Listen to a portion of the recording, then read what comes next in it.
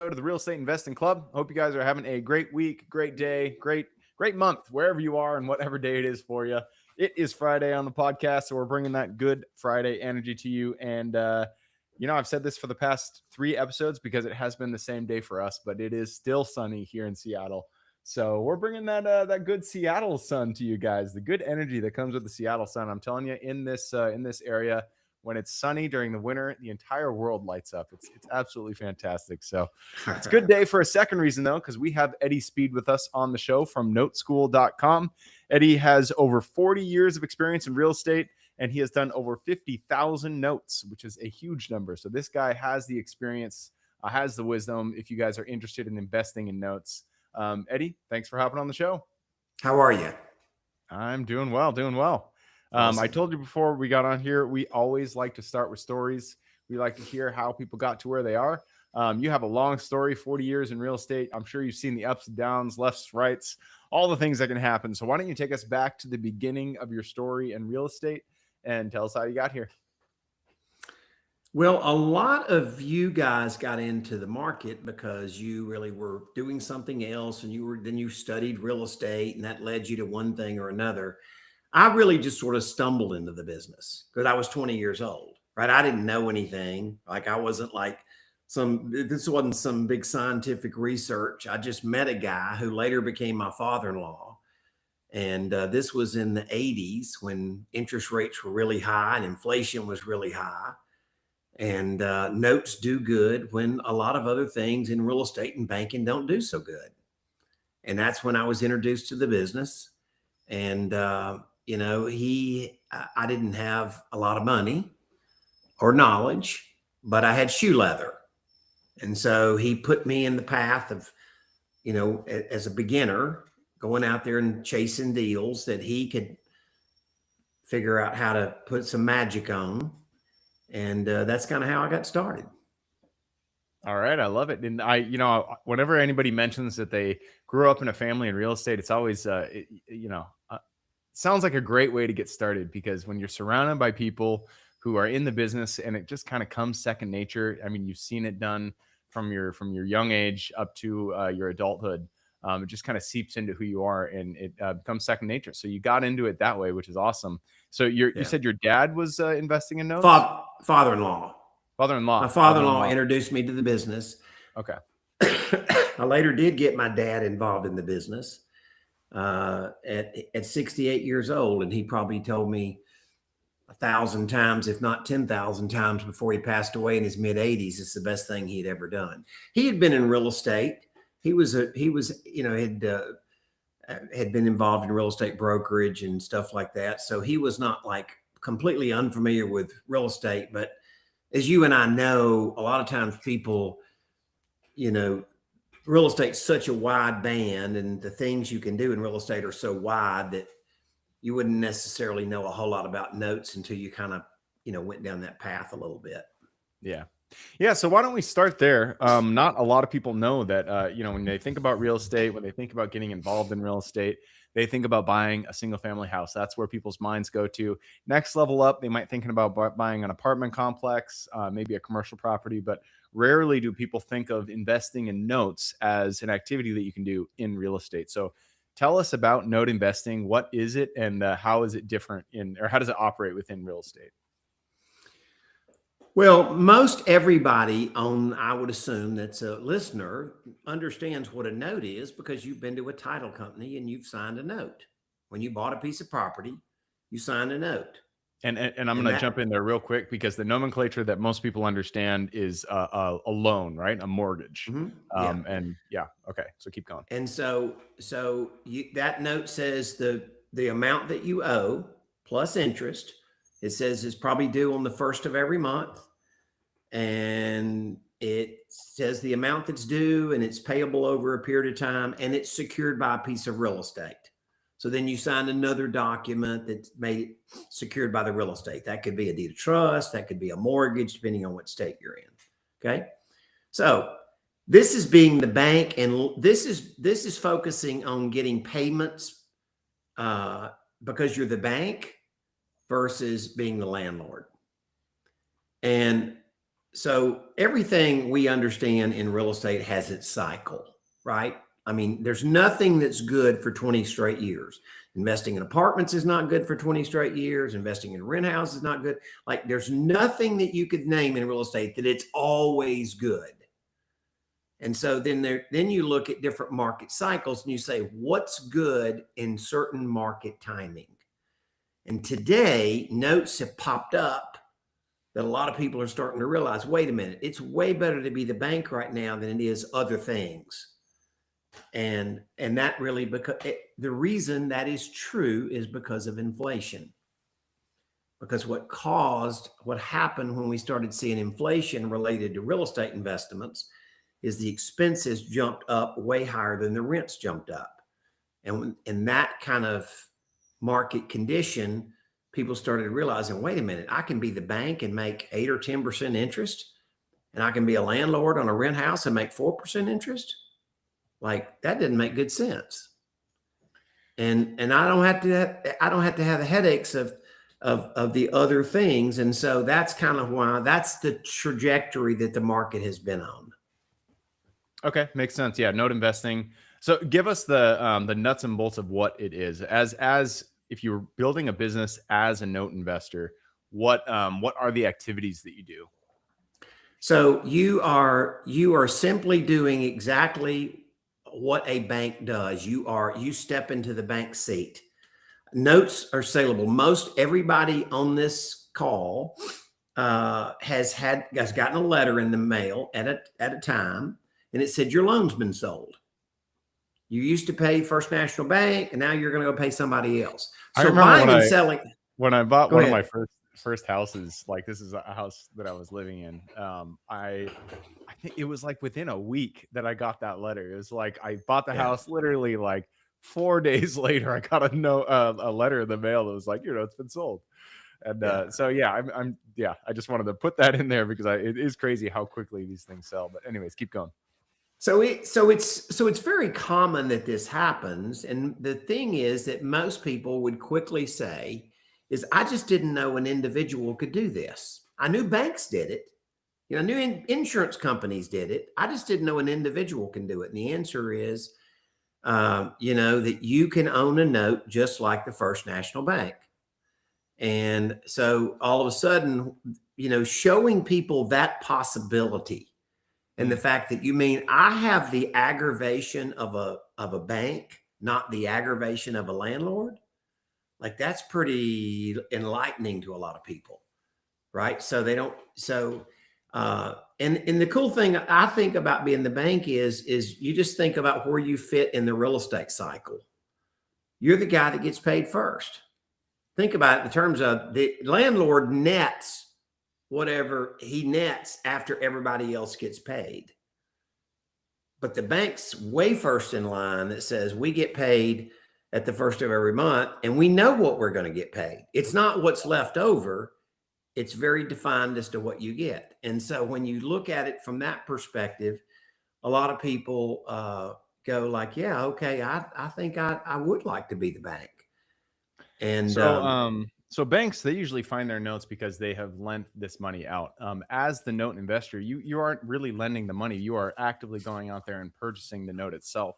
What does for a regular single investor, they're mailing out mailers to single family houses, making offers, yada yada. For a note investor, it's a lot different. How does that process look for generating leads and finding new notes to buy? So one of the things that I learned in running a school is people said, if you could help me do this, so I don't have to go do it all myself, that would change our efficiency a lot. So one of the things that we've really done really well is we've built a marketplace. So we teach people how to buy notes, and then we've built a marketplace where people can buy notes. Okay. And that means that they don't have to have so many moving parts to go make that happen. And that became a big barrier to understand. overcome. I'm curious, what is does the process for finding the note itself, is it the same as, are you interacting with banks or are you interacting with homeowners? No, you're really most of my customers I buy notes from are real estate investors. So Okay. they're real estate investors that would create seller finance notes, for example. And so seller financing does good when other things in real estate or the mortgage business don't do so good. So if you Yeah. think in terms of how much the sales are off for realtors and how much loan production is off for the loan origination business. I mean, you're talking about last year was 1/10 of the business they did in 2021, the loan origination business. That's according to the New York Federal Reserve. 1/10 of the business. So we do good when we find a market condition that isn't doing good. And basically then that's when notes do really well. And that's why we are on a trajectory going up. In fact, we did So I'm sorry to jump in here. So you said you buy the notes. I'm sure you do buy from banks. That's correct. You'll go to a bank and buy a note from a bank. not much. But not much. And then, I mean, but the I rest of it, haven't, not in the last few years. I've bought very few loans from banks. so most of it comes from Real investors, estate and investor network. Mm-hmm. yeah, and that's actually it's very serendipitous because literally the last or maybe one episode previous to this, we had Emmanuel Staffelidis on, and he does the process here. He does the step that's right below you. So he finds properties, buys them, puts them on contract, and then sells those contracts to people like you. So this is kind of getting full circle. I love to see that. Yeah. So awesome. So tell me a little bit. I mean, not all notes are made the same. There are some good notes. There's some bad notes. How do you go about underwriting the notes to make sure that it's a note that you actually want to buy? Do you do a percentage off? Like maybe the note, the principal balance is 500,000 and you do 20% less than that? Or what's your process of identifying the offer price for your notes? Well, the first thing I do is determine what is the likelihood the customer is going to continue to pay on time. Okay. It doesn't matter what the discount is. I'm not trying to own the property. I'm not trying to buy somebody else's problem. Right. So I look at the property itself, the value, the borrower situation, and what leads me to believe they're going to continue to pay on time on this note as they've paid in the past. And so, once again, 50,000 closed transactions, we've done pretty good at developing kind of a risk blueprint of like, what are the good odds here? And what are the main KPI that you look for? Is it credit, or is it mortgagee credit? Is it the history of payments? Can they pay? The simple thing is, can they pay and will they pay? So can they pay is their capacity to pay. I mean, their income. Yep. Secondly is will they pay? And that can be a combination of their credit, or maybe I'm looking at a loan with a 3 or 4 year pay history and I have a measurable track record of how they've paid others. So it may not be just credit, but I'm just weighing out certain variables that lead me to that conclusion. Makes sense. So you're vetting when you do the underwriting. You're really vetting the person who has the note, the tenant that is not tenant. The borrower. What do you call it? Mm-hmm. Borrower. There we go. Yeah. The borrower. You're vetting the borrower to make sure that person will continue the payments that they have in the past. Right. And what about the offer price? Like, how does because I'm sure you're buying these notes at a discount. How does that look like? Generally, we do buy notes at a discount, but that is not an absolute. And generally speaking, to be honest with you, we don't buy notes at giant discounts. Right? Buying notes at giant discounts means that somebody probably has something problematic. Yeah, that makes sense. Real estate investors are paying up for properties today. You're not going to buy a good property at a really super deep discount. So you can't go in there and buy a note for 75 cents on the dollar because the guy can't afford to sell it to you unless it's a problem. So we're not focused on trying to buy loans at big, deep discounts. We're focused on trying to buy loans that pay. that you can buy, and we can put that loan with a loan servicer, and it's just automatic. Every month it pays as agreed. And so that's kind of our target audience. Okay. And are you looking for, I mean, do you look for like the LTV of the value of the property, or go a little bit deeper into like what you are looking for when it comes to the note itself? So once again, if you're looking at a note, just say it was on a $300,000 house. Okay. So the house is worth 300, we're probably going to buy that note and fund no more than 80% of what the house is worth. Right. So there's got to be some cushion in it, and in this scenario, if there's a 20% cushion, that's about $60,000. Right. So we're going to pay $60,000 less for that note than what the house is worth. Now, that doesn't mean we bought all that in discount, but that does mean that we have a cushion if something goes wrong in that transaction. So, so people will say, well, what is the loan to value always and stuff? And you'll say, well, generally, we probably see loans that, that the buyer has, about 15% equity, right? That's probably about average. The average down payment today we see on a seller finance down payment is about 15% down. Okay. So you look, and so you're buying these from investors, and they've probably already done the rehab on the property. So that 15%, I mean, they're not losing that 15% because they've done the value add, and so it's in there. It's already booked into it. And so once you buy the note, you've already mentioned it earlier. You go to a note servicing company, correct? How do you manage the note, and how passive is it really to own that note?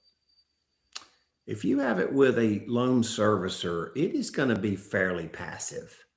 I mean, you get to make the executive decisions. Let's say that, God forbid, they didn't make a payment this month, right? But the technical aspect of reaching out to the borrower and however they fix all that, that's really the servicer is going to do that. You stay in the position as the owner of the note to say, I make the decision of how aggressive we're going to be, but I don't have to go do the mechanics. And that's really where people figure out, like, oh my gosh, now, I don't have to be an ultimate expert at everything just to go own a note.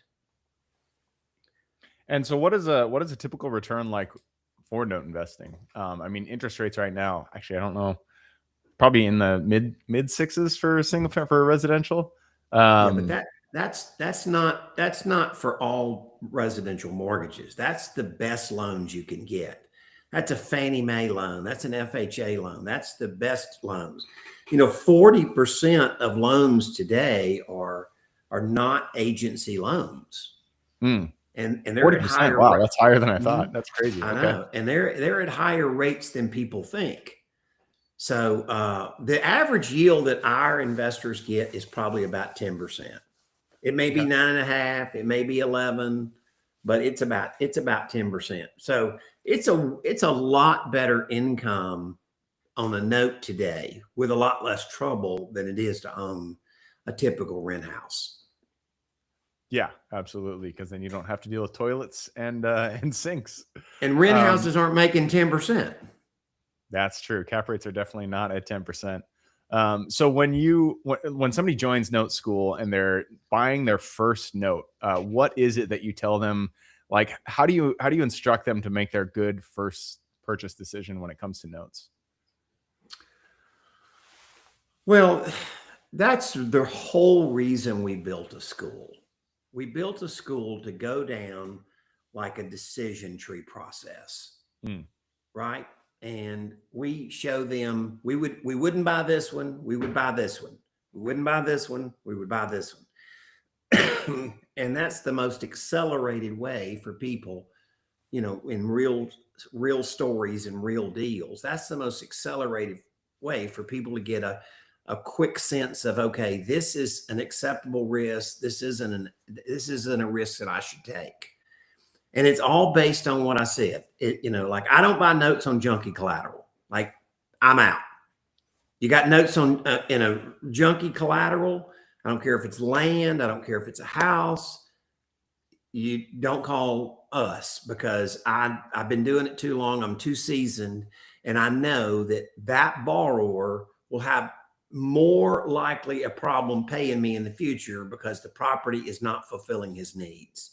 And It's by not. junky It's not collateral, you mean just crappy houses. Well, and the collateral being the thing that is supporting the note, and junky right. collateral is an So asset I'm that's in a looking, bad area. Yeah. or just bad condition. They can't, So you think about this. I'm looking for a winning story. Yeah. When I'm looking for a note, I'm looking for somebody that bought that house that can pay it back and wants to pay it back. They live in the house. It's their home and they can afford it. And excuse me. And for those reasons, I just will tell you from statistics that the odds of that deal working out become very good. And, after 45 years, you can imagine all the things that we figured out won't work, we quit doing it. Right? So we pretty much focus on things that are like a proven, pattern. And so good houses, good people, I'm not opportunistic with somebody. Like you're asking me about how much the discount is and all that kind of stuff. That's just not my first litmus test. I'm just looking for people that have good loans. Most of the real estate investors, I've looked at your list, half the people that have been on your show, if I've been in some mastermind with them or I know them, like I'm very much about a win-win with real estate investors that create notes. And then I create a liquidity, a secondary market where they can sell those notes and they don't get clobbered on the price. But I'm looking for a better grade of a customer. Yeah. Yeah. Yeah, absolutely. And I mean, it only takes a few rough deals to realize that the lower grade properties, sure, the cap rate might be higher, the discount, whatever, might be better, but it's not worth the headache. I've done this with self storage facilities. I bought facilities that had great cap rates, and they were, I thought they were going to be slam dunks, but it turned out you can't beat the market, you can't beat the location it's located in, and so if it's in a bad area, it's just, even if it's a great deal, you don't want to buy it. Awesome. Well, hey, I just took a peek at the clock. It looks like we have run it down, so it's time to jump into the quick question round. Are you ready? All right, let's do it. Let's do it. Starts with education. It could be any form. Could be a conference you've gone to, a mentorship program you've been a part of, book you've read, movie you've seen, anything. I just need 2 recommendations, one for general life wisdom and then one for real estate. I've been a big fan of real estate masterminds. Those have been very good. I've been in Collective Genius for probably 13 years. And I'm in several of them, and all of which I would say great things about.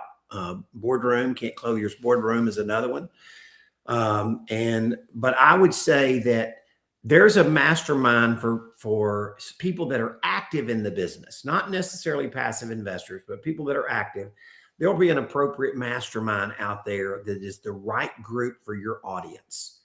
And that if they want to go hang out with like-minded people and really get pushed and really get systems and processes in place, those are good places, I would say, to search.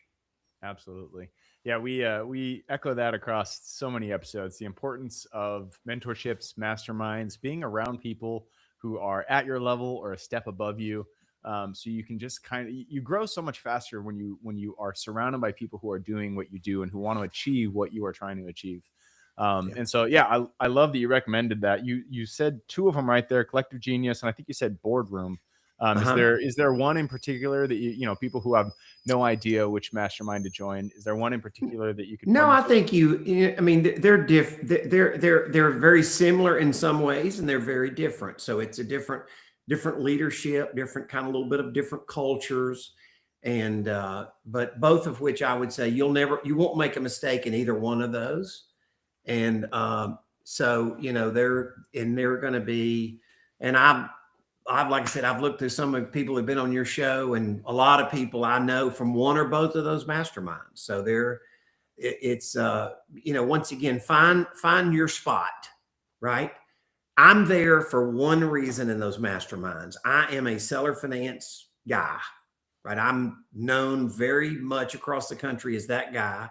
And I get to know these people and help them with their seller finance model. So I'm a specialist that's there.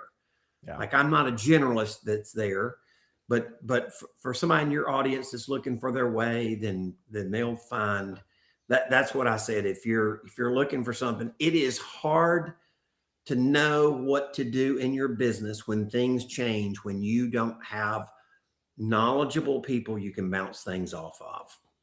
100%. It's Yeah. difficult. And I want to kind of hover and highlight what you said about you've kind of branded yourself and niched yourself down to being the note specialist, and that it's so important to do that. Even when you choose real estate as your goal, niche down, choose a specific path, because then if people know you as that, I buy mobile home parks, RV parks, self storage facilities. If people know that is what you buy, that is who you are, then they're going to start bringing that thing specifically to you, because you're going to be the guy that pops up in their mind when they hear or see that type of asset, that type of strategy, whatever it is. For Eddie, it's notes. They hear about notes, they think about Eddie. It's one and one that just goes right hand in hand. So I love that you did that. I'm going to move us on to the next question. This is for your younger self.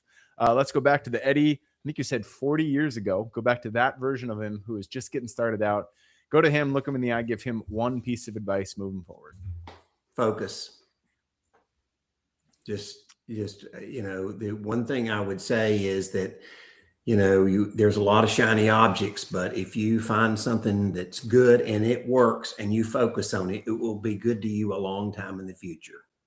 Yeah, and that is the hard part is not looking at the other shiny objects, because especially in real estate, there's so many of them. There's so many ways to do real estate. There's so many different types of real estate to buy. It's hard to just focus in, but damn, that is where the results come from, is when you get good at one thing. For Eddie, it's notes. For you, maybe it be whatever it is, but focus in. And I feel like that's really good advice. All right, next question is about the U.S. It's a big place. There is a lot of opportunity out there. Give me the single metro you're most excited about investing in today. It's funny because I buy notes all over the United States, and I don't have really like one market that I'm enamored with. But I would say that I like the middle markets. I don't like the most pricey markets. I don't like the cheapest markets. So if that's Dallas, or if that's Oklahoma City, or if that's, wherever that may be, those are the markets that I have tended to see over a long period of time that are most reliable. They're less volatile. And so, I don't know that there's a specific, that's where I would go, but I would say that, the real extreme markets, you can do really good or you can get clobbered. And the other markets that are too cheap, then they don't always, it's not quite as easy to move things when you get to those markets. Oh yeah, that's a good point. The dispo aspect of things, getting things on the back end. You might find a good deal in Dayton, Ohio, but getting somebody to buy that deal might be the harder part. It's a good point. All right, next question is about finding deals. It all starts with getting in contact with the seller and penning that purchase agreement. In your shoes, it all starts with finding that note. So what is your favorite way to generate leads and find new notes to buy? I run a very relationship-based business. And so I actually help most of my real estate investors with a process of how they make their notes. So I'm involved in the process with them even before the note. They create the notes. I'm helping them with the structure. And so I like businesses where your customer and you are motivated in the exact same direction. I love it. Yeah. All right. Next question is about lessons learned. Not every deal we get into goes the way we expect it. In fact, pretty much every time something goes wrong, and that's when we get to learn a lesson. So what was a deal that went a little bit sideways for you? And then what was the lesson you pulled from it?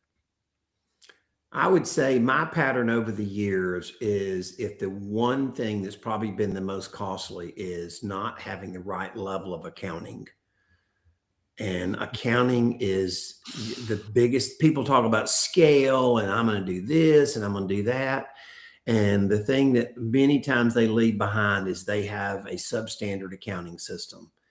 And that will make you start over more than you want to. Oof, man, that that hit home for me because I am trying to improve that on my end. And it's not something I'm good at. It's not something that I'm naturally like inclined to, but it's something I know is very, very important.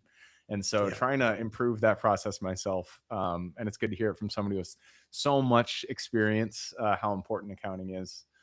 So if on that note, if there's do you have any specific guidance that you could give people who, like myself, trying to improve that? Fractional CFO, this is specialist in your space. Nice. I like that. mean, that's the, if you have a CFO that, there's specialist groups out there that, work with certain kinds of real estate investors, and that's going to save you a lot of time and aggravation. Nice. Yeah. All right. That leads us to the second to last question. This is a new one, and it's actually an interesting one for your niche. We're talking about AI. AI is here to stay, and I'm a huge proponent of putting it into my business as many places as I can responsibly do so. So I'm curious to hear how you use AI in the note business. Today, I have a technology firm that probably does 85% of my due diligence. And they are the ultimate technology firm in the mortgage and loan servicing space. And they've got AI that can read 200,000 documents an hour. And so, they have been training on AI since 2016 or 17.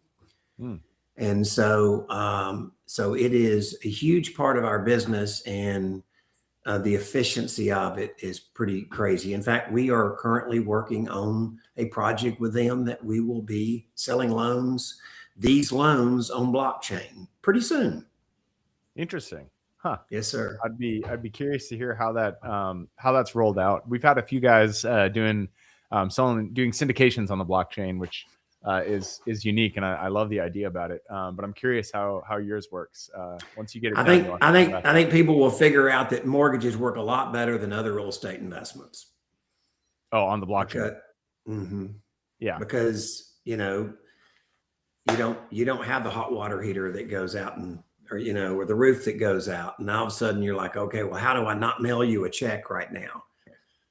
So it's mortgages are going to be a very viable way that blockchain, that people can buy a piece of an interest in that mortgage, and they just get a check every month. Yeah. It'll make everything so much.